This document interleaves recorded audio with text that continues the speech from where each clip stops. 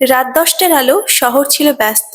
এক কোণের দৃশ্য আমাকে করলো নিঃশব্দ। ইফতারের পর দুজনে রেডি হয়ে বেরোলাম চা খাওয়ার অজুহাতে। কোথায় যাব সেরকম কোনো ডেস্টিনেশন ঠিক ছিল না, তাই প্রথমেই পৌঁছলাম চায়ের দোকানে। তাই হাতে হাতটা দিয়ে গরম চায়ে চুমুক দিলাম। বরাবরই এখানে চা খেতে আমার ভালোই লাগে। ফার্স্ট অপশন যদিও বা গঙ্গার ধার, কিন্তু অত দূরে যেতে ইচ্ছে হলো না। ঘড়িতে যখন এই 8:30টার মতো বাজে, আমি বললাম চলো একটু হেঁটে আসি। একঘেয়ে বাড়িতে থাকতে একদম ভালো লাগছিল না, তাই চলে এলাম আমাদের স্কোয়ার ফিল্ডে। এই খোলা আকাশের নিচে হাঁটাহাঁটি করতে ভালোই লাগে, তার উপর ওয়েদারটাও ছিল ভীষণ সুন্দর। হাঁটাহাঁটি কমপ্লিট করে দেখছি ঘড়িতে রাত 10টার মতো বাজে। আর ওই দূরে একজন মহিলা অনেকক্ষণ থেকে মশার কামড়ে শুয়েছিল। উনাকে দেখে সত্যি আমার ভীষণ খারাপ লাগছিল। বুঝতে পারছিলাম না ওনার কাছে যাবো কি যাবো না। উনার কাছে গিয়ে আমার প্রথম কোয়েশ্চেন ছিল, আপনি কি রাতে কিছু খেয়েছেন? উনি বললেন না। আমি যখনই জিজ্ঞাসা করলাম কিছু খাবেন, তখন উনি হেসে বললেন হ্যাঁ। তাই ওই পাশে একটা দোকান থেকে মুড়ি, বিস্কিট আর এই মশা মারা ধূপকাঠি কেনা হয়েছিল। এত মশা ছিল ওখানে।